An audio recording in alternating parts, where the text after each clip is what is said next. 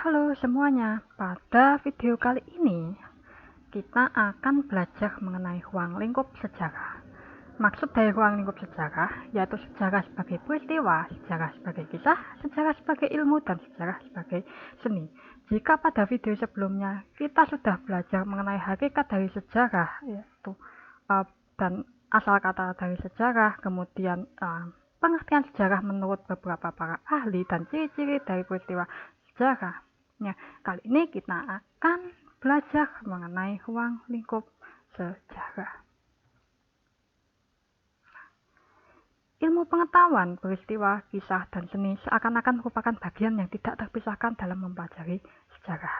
Ya, maksud dari pernyataan ini, ya, keempat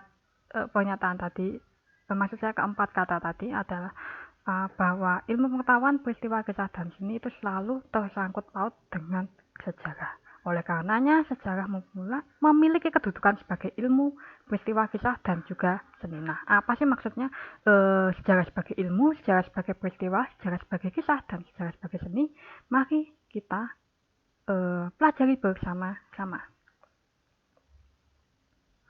Yang pertama yaitu sejarah sebagai peristiwa. Nah, segala sesuatu memiliki sejarahnya sendiri. Setiap individu, keluarga, masyarakat, dan bangsa tumbuh dan berkembang melalui sejarahnya sendiri-sendiri. Nah, semua hal yang sudah terjadi pada masa lampau itu tidak dapat diubah maupun diulang kembali pada masa sekarang. Akan tetapi, kejadian pada masa lampau masih dapat dikisahkan kembali sehingga setiap individu atau kelompok memiliki kisahnya masing-masing. Nah, oleh karenanya sejarah juga dapat dipahami dari dua aspek. Ya. Yang pertama yaitu sejarah sebagai peristiwa atau realitas, kemudian sejarah sebagai kisah. Nah, sejarah sebagai peristiwa atau realitas, ya bahasa kerennya yaitu history realize, karena peristiwa atau kejadian sejarah itu benar-benar ada dan terjadi. Peristiwa itu merupakan realitas atau kenyataan sejarah yang benar-benar terjadi pada masa lampau atau pada masa lalu dan tidak mungkin untuk terulang kembali. Sehubungan dengan sejarah sebagai peristiwa dan kisah, Sartono Kartodirjo ini membagi pengertian sejarah itu menjadi dua, yaitu sejarah secara dalam arti objektif dan sejarah dalam arti subjektif. Nah, sejarah dalam arti objektif yaitu kejadian atau peristiwa sejarah yang tidak dapat terulang kembali. Sedangkan sejarah dalam arti subjektif yaitu suatu konstruksi bangunan baru yang disusun oleh penulis sebagai suatu uraian cerita atau kisah. Nah, pada hakikatnya, sejarah merupakan peristiwa yang sudah tidak ada lagi ya pada masa sekarang, karena tidak mungkin akan kita saksikan atau kita amati. Nah, sedangkan yang selalu kita hadapi pada saat ini adalah sejarah sebagai kisah. Nah, istilah sejarah sebagai peristiwa disebut juga dengan istilah sejarah objektif ya, seperti tadi yang Sartono Kartodirjo mengatakan. Ya, apabila kita membuat cerita tentang kejadian yang telah lampau, ini disebut sebagai dengan sejarah subjektif ya, atau sejarah sebagai kisah. Nah, sejarah sebagai suatu proses meliputi kejadian-kejadian yang sekali lampau tetap lampau. Ya, tak mungkin untuk terulang lagi. Jadi tegasnya, sejarah dalam artian objektif, yaitu sejarah sebagai peristiwa, yaitu suatu proses dari perkembangan kejadian-kejadian sepanjang masa yang telah lampau. Peristiwa-peristiwa yang terjadi dalam sejarah itu dapat dibagi menjadi beberapa bagian, antara lain sebagai berikut. Peristiwa sosial. Ya, peristiwa sosial ini seperti adanya penemuan-penemuan baru, ya, pertambahan dan berkurangnya jumlah penduduk, adanya pertentangan atau konflik, kemudian terjadi pemberontakan atau revolusi. Lalu ada peristiwa ekonomi. Peristiwa ekonomi itu seperti meliputi munculnya paham baru dalam suatu ekonomi. Kemudian adanya krisis dunia, krisis ekonomi maksud saya. Kemudian peristiwa politik ini adalah tentang pergantian rezim. Nah, contohnya pergantian kekuasaan, pergantian pemerintahan. Tidak semua peristiwa itu dapat digolongkan sebagai peristiwa sejarah. Ya, peristiwa yang terjadi pada masa lampau itu tidak semuanya sebagai peristiwa sejarah. Peristiwa yang dapat digolongkan sebagai peristiwa sejarah itu memiliki ciri-ciri sebagai berikutnya. Ada dua ciri. Yang pertama, unik. Nah, peristiwa sejarah merupakan peristiwa yang unik sebab setiap peristiwa sejarah hanya terjadi satu kali. Ya, atau nama kerennya adalah Ain Malik. Oleh karena itu, tidak akan pernah ada sejarah yang berulang. Setiap peristiwa akan berbeda dengan peristiwa yang sebelumnya. Barangkali jenis peristiwanya itu sama, tetapi pelaku, waktu, dan tempatnya akan berbeda. Ya. Kemudian ciri yang kedua, yaitu pengaruhnya besar. Suatu peristiwa dianggap sebagai peristiwa bersejarah apabila peristiwa tersebut memiliki pengaruh besar pada masanya dan pada masa-masa berikutnya. Contohnya peristiwa pengucapan Sumpah Pemuda tahun 1928, kemudian peristiwa proklamasi kemerdekaan Republik Indonesia. Ya, walaupun kedua peristiwa ini terjadinya secara singkat, namun dampaknya sangat luar biasa bagi bangsa Indonesia hingga sekarang. Ya. Itu dia sifat dari sejarah sebagai peristiwa. Kemudian sejarah sebagai kisah. Ya. Sejarah sebagai kisah itu merupakan hasil karya atau hasil cipta orang yang menuliskannya, yaitu kita sebut sebagai sejarawan atau bahasa kerennya ada historikus. Ya.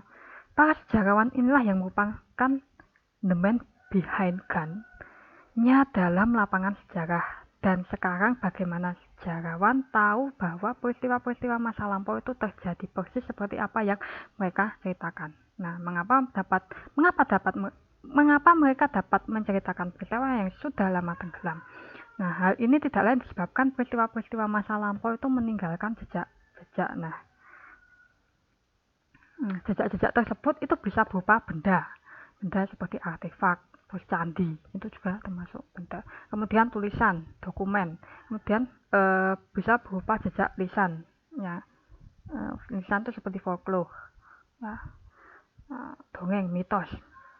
Nah, jejak-jejak dari peristiwa sejarah inilah yang kemudian bisa menjadi sumber-sumber sejarah, yaitu sejarah sebagai kisah. Seperti kita ketahui, pengetahuan tentang masa lampau itu tidak begitu saja kita peroleh dengan mudah. Untuk memperolehnya, kadang penelitian yang dilakukan itu kadang-kadang sulit. Ya, penelitian yang dilakukan untuk merekonstruksi masa lampau, ya, membangun kembali masa lampau, itu memerlukan pengetahuan khusus. Dalam merekonstruksikan masa lampau, para sejarawan ini sangat dipengaruhi oleh sudut pandangnya, pola pikirnya. Perspektif dalam penulisan sejarah itu selalu mencerminkan pengaruh dan lingkungan serta ikatan waktu penulisannya maupun golongan penulisnya. Pendek kata, lingkungan kebudayaan dari penulisnya. Cerita sejarah sangat bergantung dari penulisnya atau subjeknya. Walaupun faktanya yang diceritakan itu sama, belum tentu hasil cerita sejarahnya sama. Itulah kenapa sejarah sebagai kisah ini disebut juga sejarah subjektif, ya. Sejarah sebagai kisah, ya, dalam artiannya Sartono Kartodirjo tadi, ya. Sejarah dalam arti subjektif yaitu suatu konstruksi bangunan baru yang disusun oleh penulis sebagai suatu uraian cerita atau kisah. Nah, kisah tersebut merupakan suatu kesatuan dari rangkaian fakta-fakta yang saling berkaitan yang kemudian ditulis oleh sejarawan. Nah, contohnya adalah kisah Perang Diponegoro. Ya, ini tiap sejarawan itu bisa berbeda dalam menarasikan atau menceritakan ulang mengenai Perang Diponegoro, ya. Sejarawan Belanda itu mengatakan bahwa Diponegoro itu adalah seorang pemberontak, ya, membangkang terhadap pihak Belanda. Sedangkan bagi sejarawan Indonesia, Diponegoro dianggap sebagai pahlawan, ya, yang ikut turut berjuang untuk membebaskan rakyat Indonesia dari belenggu penjajah. Lalu berlanjut sejarah sebagai ilmu. Nah, sejarah sebagai ilmu, sejarah merupakan ilmu yang mempelajari masa lampau manusia. Ya, sebagai ilmu, sejarah merupakan ilmu pengetahuan ilmiah yang memiliki seperangkat metode, teori yang dipergunakan untuk meneliti dan menganalisa serta menjelaskan kerangka masa lampau yang dipermasalahkan. Nah, dalam menulis peristiwa sejarah, sejarawan harus menulis apa yang sesungguhnya terjadi sehingga sejarah akan menjadi objektif ya. Jadi sebisa mungkin sejarah sebagai ilmu,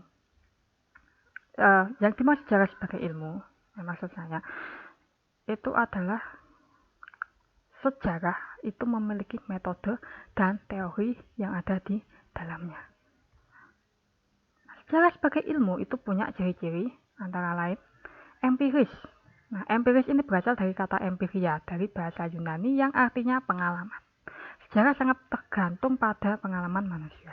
Pengalaman tersebut kemudian didokumentasikan dan diteliti oleh sejarawan untuk menemukan fakta-fakta yang ada di dalam peristiwa tersebut. Lalu memiliki objek.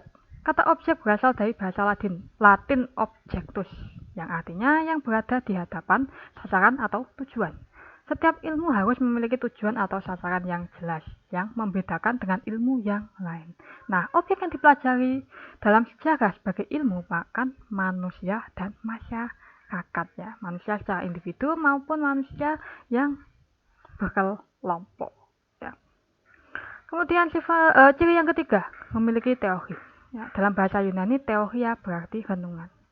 Sejarah memiliki teori yang berisi kumpulan kaidah-kaidah pokok suatu ilmu, seperti teori nasionalisme, teori geopolitik, teori konflik, teori sosial, dan masih banyak sebagainya. Ciri yang keempat, memiliki metode. Dalam bahasa Yunani, metode berarti cara. Menurut Sartono Kartotejo, metode merupakan cara seorang peneliti memperoleh pengetahuan.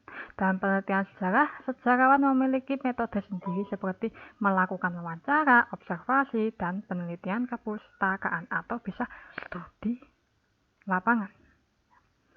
Kemudian ciri yang kelima, mempunyai generalisasi. Generalis artinya umum. Dapat dikatakan bahwa generalisasi dalam sejarah adalah hasil kesimpulan yang dibuat atau dimuat dari tujuan umum kemudian dirumuskan ke tujuan yang khusus. Yang terakhir adalah sejarah sebagai seni. Pada awalnya sejarah termasuk dalam cabang dari sastra yang menjadi merupakan sebuah seni. Jadi dalam hal ini sejarah itu juga bagian dari seni pada mulanya loh ya. Sejak abad ke-17, kritik sejarah mulai berkembang sampai abad ke-19. Sejak saat itu, sejarah benar-benar melepaskan diri dari cabang sastra dan berdiri sebagai ilmu. Ya. Di abad-abad 17 ini mulai muncul ahli-ahli sejarah modern. Ya. Jadi, meskipun sejarah disusun berdasarkan bahan-bahan secara ilmiah, tetapi penyajiannya menyangkut soal keindahan bahasa. Ya. Jadi, tetap harus memperhatikan tata bahasa. Ya. Sejarah sedikit banyak juga termasuk karya seni, tapi tidak 100% murni seni, karena proses penelitiannya juga secara ilmiah. Ya, jadi bukan fiksi, tapi fakta, karena kita mengumpulkan fakta dan kemudian kita tuangkan dalam bahasa yang mudah kita pahami. Nah, dapat dikatakan atau dapat disimpulkan, proses penelitian sumber sejarah itu bersifat ilmiah dan penulisannya itu bersifat seni. Kenapa sih kok sifat penulisannya itu bersifat seni? Agar mudah dipahami oleh para pembaca. Nah, sebagai seorang sejarawan, ya kita harus membutuhkan 4 hal. Yang pertama, intuisi atau ilham, yaitu pemahaman langsung dan insting selama masa penelitian berlangsung. Dan sejarawan dalam menuliskan karyanya harus tetap sesuai fakta dan berpijak pada data yang diperoleh. Lalu imajinasi. Sejarawan harus dapat membayangkan apa yang sebenarnya terjadi, apa yang sedang terjadi, dan apa yang terjadi setelahnya. Lalu emosi. Dalam penulisan sejarah harus dengan keterlibatan emosional. Penulis sejarah harus mampu memiliki empati yang tinggi untuk menyatukan perasaan dengan objeknya. Dan sejarawan diharapkan dapat menghadirkan peristiwa sejarah seolah-olah mengalami sendiri peristiwa tersebut. Yang terakhir adalah gaya bahasa. Gaya bahasanya bukan menggunakan gaya bahasa yang berbunga-bunga atau gaya bahasa yang lebay. saja, tapi dengan bahasa yang lugas, lebih menarik, formal tapi menarik dan mudah dipahami. Dalam penggunaan gaya bahasa juga harus memperhatikan istilah yang terkait dengan suatu zaman. Tujuannya sekali lagi yaitu agar menarik dan mudah dipahami oleh orang yang membaca. Oke, sekian untuk pembahasan atau materi mengenai ruang lingkup sejarah sebagai ilmu peristiwa kisah dan seni. Sampai jumpa di video berikutnya. See you and thank you.